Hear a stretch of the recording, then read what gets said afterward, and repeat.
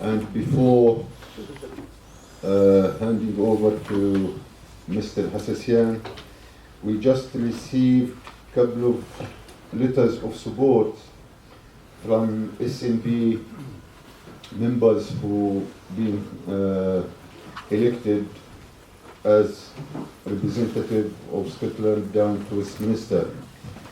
I won't be long, just to mention that these messages are mainly from Glasgow representative. Anne McLaughlin, Glasgow North East, Natalie McGarry, Glasgow East, Alison Thewles, Glasgow Central, and Stuart MacDonald, Glasgow East. I'm just going to read one of them. Anne McLaughlin wrote, I just wanted to send a short message of support for the people of Palestine and for the Palestine Alliance. I'm delighted that SLB Friends of Palestine has been invited to join the Alliance. I believe those of us who would condemn the deplorable way in which Palestinian people are treated should come together. But party political differences aside and stand in solidarity with Palestine. A friend of mine was an ANC activist in South Africa Township. For many years, they had no idea that the rest of the world knew what was happening to them for less support their struggle. When the news reached them that people over here were demonstrating and boycotting for them and actually cared what happened to them, she said she cried with relief. She told me never ever underestimate how much it means to have solidarity from people in far of lands. So keep going and know that somebody somewhere is taking strength from you. So this is one single message. The rest of messages expressing the same sentiment and the same support for both the Palestinian community and the Palestine Alliance. So, Dr. Hassasian, all is yours. Thank you very much. I don't think I need the mic. I used to be a lead singer when I was young, and this is how I paid for my higher education. So I have a strong voice. It gives me great pleasure to be in Glasgow because I feel at home when I come to Scotland. I have never seen any campaign, solidarity campaign, as vehement as the Scottish people. I'm not trying to undermine our international alliance, and I'm not undermining the SPSC and all these organizations that support Palestine. But when I come here, I don't feel outlandish, as we say in English. I feel I'm part of this society that has been too supportive. Today we are marking the 67th year of the Nakba. And we are commemorating this Nakba because we did not achieve the right of return for our refugees. It is so unfortunate that the international community, beyond moral sympathy and empathy, has failed to deliver the goods at the end of the day in having our right of return to our original homes and not to the state of Palestine and not to be part and parcel of Jordan or Lebanon or Syria or the four corners of the world. We have the right to go to our original homes. And this is stipulated in the UN General Assembly Resolution Article 3, which says, 194, the return of the Palestinian people that were forcefully diasporized by the Israeli gangs in 1948 when they committed massacres in Deir Yassin and Kufr Qasim and in erasing almost 425 villages as a cultural genocide in order to eradicate the presence of the Palestinians. Today we are marking the Nakba. The Nakba is all about identity, the identity of the Palestinian people. Our geography and demography is totally synchronized in the land of Palestine. This is not the land of Israel that has been given through the biblical prophecy of Almighty God, who acts as a real estate agent, it seems, on the part of the Jews. And I said if that's the God, I don't want to believe in that God. Because it is our right to have our own land. And we've been there thousands of years. And our constant presence in the land has been for the last 1400 years. You talk about the Jewish aliyahs that came in the middle of the 19th century. And as a result of the colonialist position of the UK that facilitated the process of Jewish immigration to Palestine. And that's why the UK shoulders the responsibility of the creation of a national home for the Jews through the Balfour Declaration and through their systematic policies of facilitating the rapid Zionist colonization of Palestine under what they call the mandatory law. In 1947, the British withdrew themselves, from Palestine without giving us the dues. The promises that they gave to Sharif Hussein of McMahon, with McMahon in 1916, was not really honored, ladies and gentlemen. We were conned, and that's why we ended up seeing the Sykes-Picot Agreement, trying more or less to divide the loot among themselves rather than liberating the people under the League of Nations, as they pretended at that time that they are there to help the people to stand on their feet and to develop, to have their own independence. So this is the irony of history. The irony of history that the Western democracies that preached us equality, fraternity, liberation, and human rights ended up being the most notorious colonialists in our part of the world. So we cannot talk about democracy today in the West as long as the Palestinian issue is not resolved. We cannot talk about freedom and justice if the Palestinians cannot achieve their right to self-determination.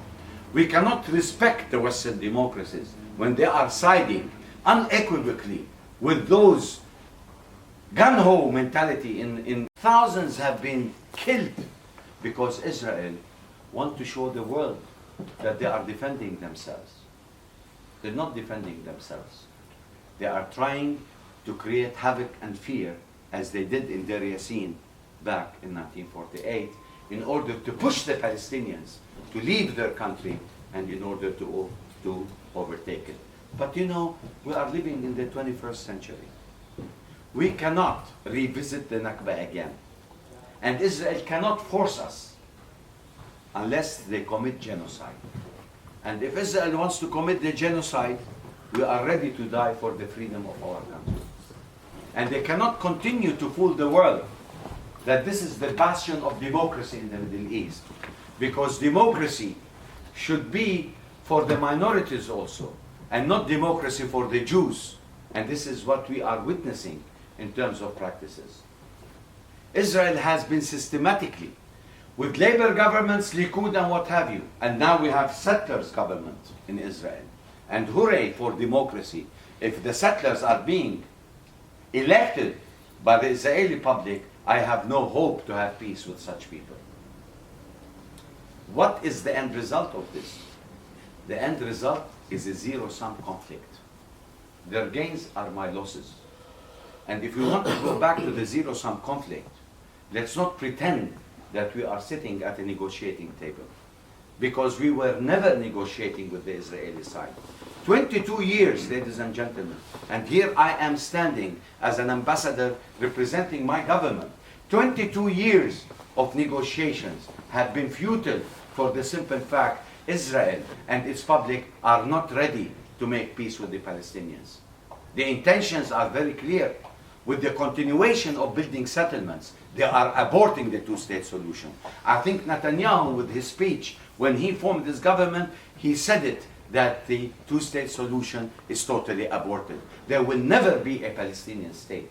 And if this is so, where is the international community that has been, imposing on the Palestinians to continuously conceding to the diktat of power politics, in accepting, all these challenges, and in rising against the tides of people who told us stop negotiations because Israel is not serious. Eventually, we are now paying that price, the price of building more settlements, because they are still believing in the ideology of Judea and Samaria.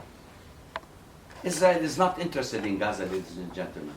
Israel uses Gaza to nurture on conflict in order to justify its policies of containment, aggression, and occupation of the Palestinian people. That's why every couple of years, the recurrence of, this naked aggression against the Palestinians in Gaza continues. When is the international community going to wake up and to look from a human perspective that we, the victims of the victims, have to pay that price? Why shouldn't Europe shoulder the responsibility of creating the Jewish problem through the Holocaust and the pogroms in Russia, and to create a national home at the expense of expulsion of the indigenous population, the Palestinians? I must be passionate about this because, we have been burned and burning from the political discourse of the Zionist propaganda machine that says, citing Zangwill, citing Golda Meir, a people without a land for a land without a people. I mean, when the Jewish Aliyah came to Palestine, we were prosperous. We were one of the most prosperous countries in the Middle East. We had our harbors, our agricultural products. We used to engage in trade fairs. I mean, come on. How do you say that they come and they made this desert bloom? It's a gimmick. They cannot continue with these false, distorted ideas to win the hearts of the international community. I tell you today, we the Palestinians are standing on a very high moral ground. We believe in the justice of our cause. We believe in the righteousness of our cause. And thank God that the international community started more and more appreciating the sufferings of the Palestinians.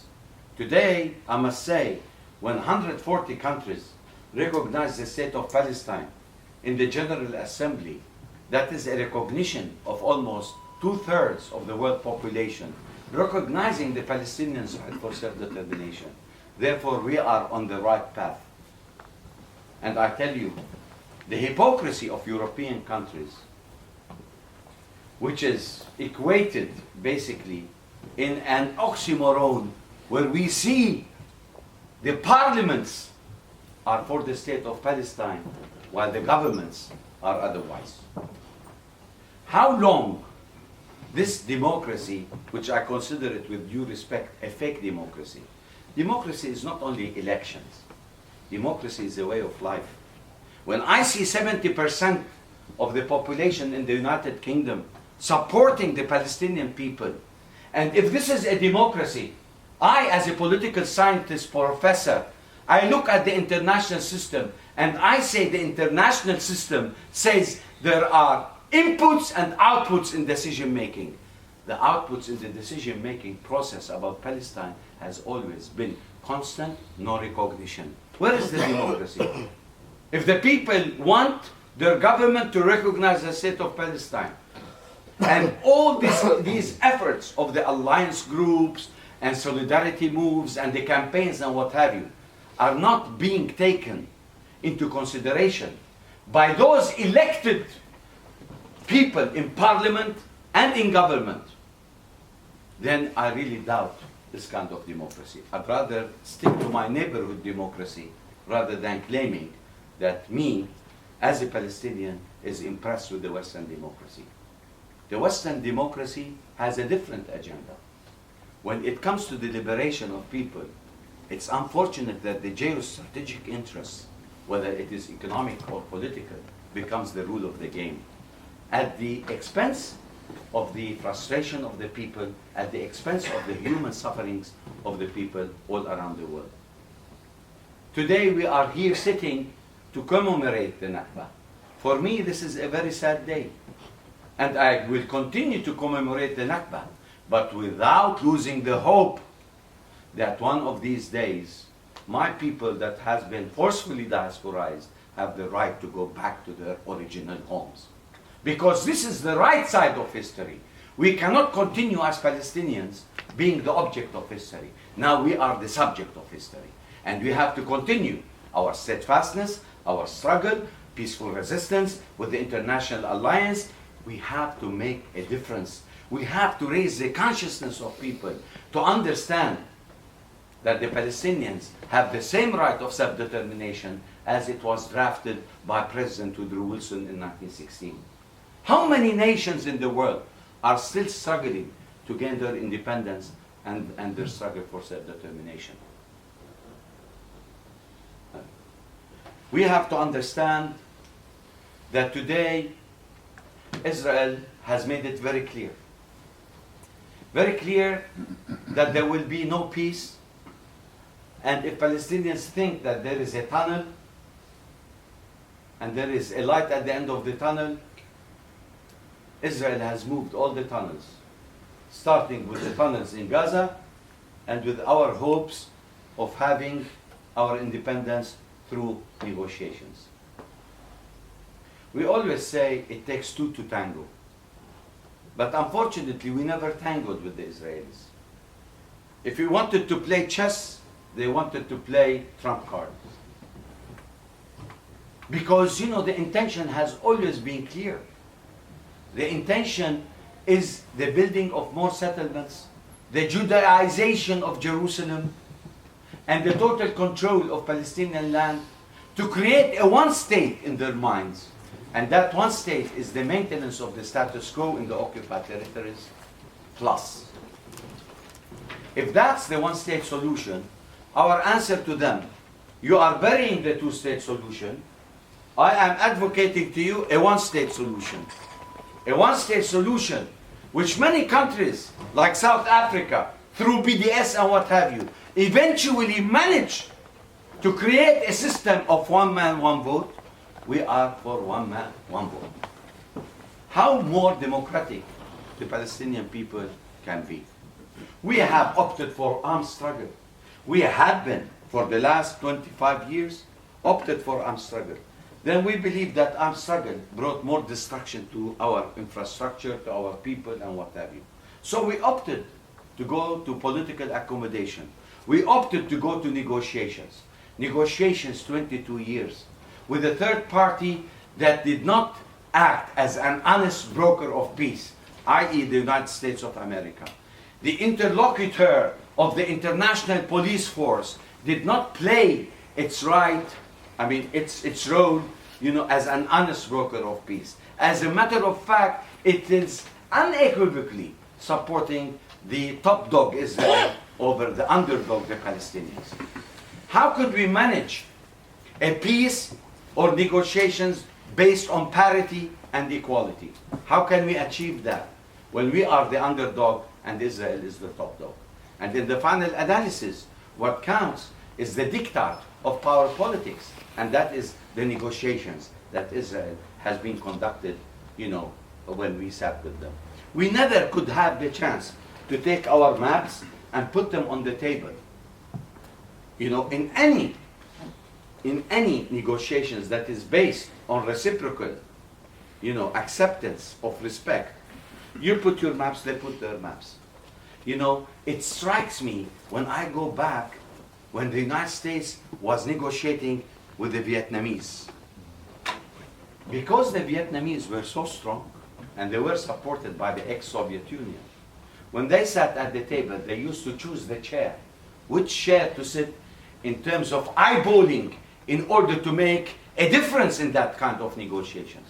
In the chairs are there, and they were telling us like puppets, sit down there, and this is, you don't move, you don't say anything. We put the maps and we tell you, this is what we want. And it is so unfortunate that the Americans have been supporting the Israelis in all these alleged negotiations. Then if the negotiations stalled because Israel is not interested in giving up the land and in giving up Judea and Samaria, then the blame comes on us. They say, you're asking too much, this is not the way it should be conducted, and therefore they put the blame on the Palestinian side.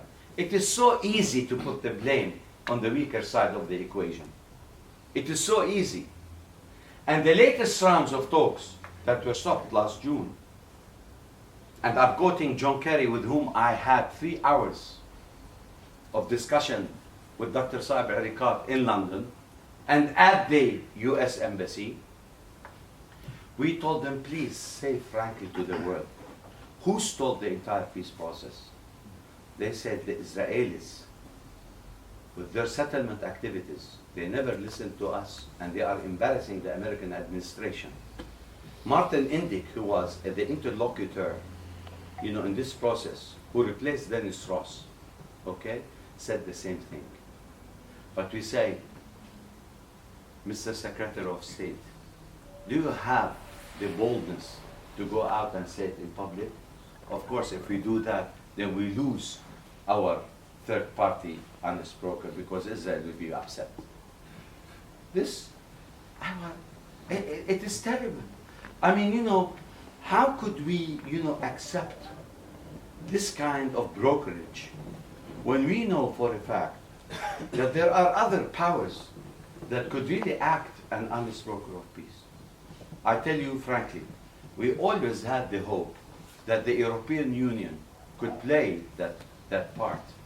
Because, we thought that this is the only power that could have really pressures on the United States and on Israel to come to terms on equal basis and to negotiate a deal at the end of the day by ending the claims. But unfortunately, Europe was a major disappointment. And every time we wanted to involve the Europeans, they say, we have nothing to say in the political process. It is by the United States of America. So what is your role? We are payers and not players in the peace process. Thank you very much. We don't need the charity, neither of Europe, nor even of the Arab countries, nor of that of the United States. We are a people who have educated ourselves. We have built the Arab world. We have intellectuals spread all over the world. We don't need anybody to build our countries. We can build our countries. All we seek is our independence. We need to have our borders. We need to have our state. And we need to have, the freedom of trying to have trade relations with that of the Arab world and Europe. This is what we need. We need political independence. Europe should stop, and I say it, Europe should stop subsidizing the occupation by helping the Palestinians. Because this is sustaining occupation and alleviating the responsibility that should have been shouldered on Israel in subduing 5 million Palestinians under occupation. You guys are paying the bills of sustaining occupation. I think Europe should be bold enough to stand, enough is enough. Europe should shoulder the responsibility of the creation of what today a racist apartheid regime and a state called the State of Israel. If you don't shoulder your responsibility, whom shall we resort to? I don't want to talk about 1.8 billion Muslims who are impotent enough not to liberate Palestine. I don't want to talk about the Arab world that is totally factorized, atomized, fractionalized through the Arab Spring. There is no hope. My hope is in the steadfastness of my people and in the solidarity movements that we have all around the world. My hope that the beacon of hope that I have, that your continuous struggle in supporting the Palestinians by doing one deed here drops in the ocean. Eventually we will have a stream, ladies and gentlemen. We will get there. We shall overcome.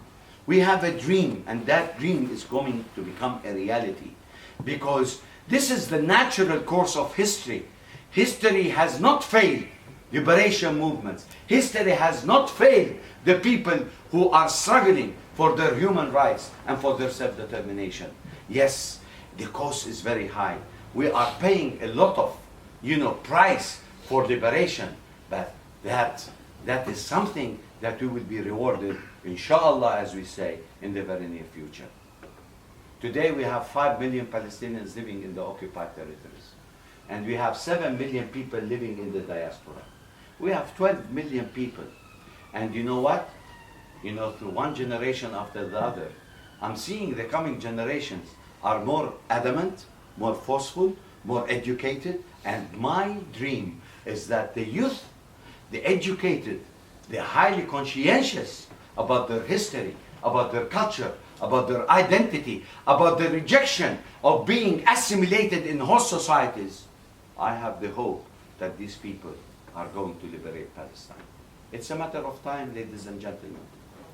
I always say, and this was appreciated by Ed Miliband in one of the keynote speeches that I gave, and he was there for the Labour Friends of Palestine. I said, maybe I'm too pessimistic as an intellectual when I describe to you the political realities on the ground. But Antonio Gramsci told us, and I'm one of the idols of Antonio Gramsci, when he said, of course, the intellectual, the pessimism of the intellect and the optimism of the goodwill. We see the reality on the ground, but we shouldn't be discouraged. We have to continue that this reality will be the beacon of hope for us, to be optimistic that one day we are going to achieve our freedom. Nobody can really erase the history. Nobody can erase the struggle of the Palestinian people. Ladies and gentlemen, this is a protracted conflict that has been going on for the last 100 years. You tell me every year it's becoming more intense. People are more aware. With the internet, with the global village, with the networking, anything that is happening in the refugee camps, everybody sees it.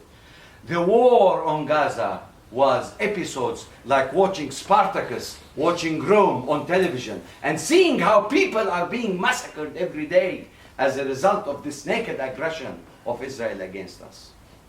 How can they deny that atrocities are not taking place in Palestine? So we need to know one factor, that history is always on the side of the deprived, is always on the side of the people who are suffering. Probably we are losing battles with Israel, but I tell you what, like my father used to tell me, during the British Mandate, he used to be a driver to one of the major generals in Palestine. He used to tell him, listen, Great Britain lost many battles, but never a war. We, the Palestinians, maybe have lost many battles, but we never lost the war against occupation. And we will eventually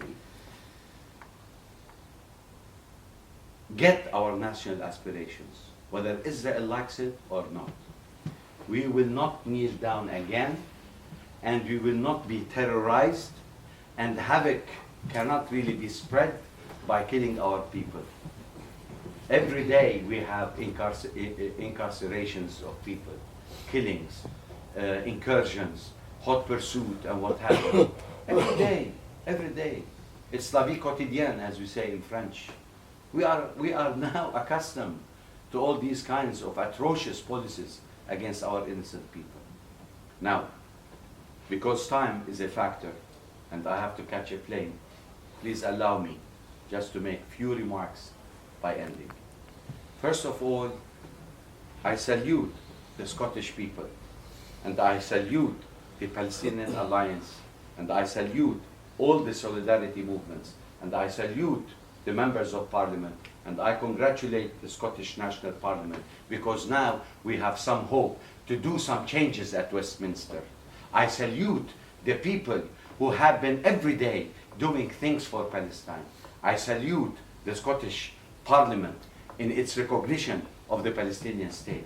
And I hope that the government also could revoke, basically, the Armed Trade Treaty with Israel, could stop the import of high tech from Israel, should also reconsider the association agreement in the European Parliament, should also reconsider the business directives with companies that are, making money through the settlements in the West Bank. We should make them very clear. It's not to tell people these are produced in the settlements. You have the prerogative whether to buy it or not. That is not requested. We request a total boycott of Israeli settlement goods. Now, we have other recourse as Palestinians to pursue our struggle. Now, the peace talks are buried. we have embarked on a new strategy of peaceful resistance. We are now members of the International Court of Justice, and we are members of the ICC. We are going to pursue the war criminals now, and we are going to encourage the entire world to pursue citizens' arrests at airports with all these decorated generals who have been decorated as generals at the blood of the Palestinian people. We are going to continue our peaceful resistance of building settlements in Ne'lin and Berlin and what have you. And we have also to tell the world, Israel cannot control the Jordan Valley and displace hundreds of Palestinians for their own motives of continuing, the building of settlements. This has to stop, ladies and gentlemen. When are we going to realize that injustice cannot go forever? The Palestinian people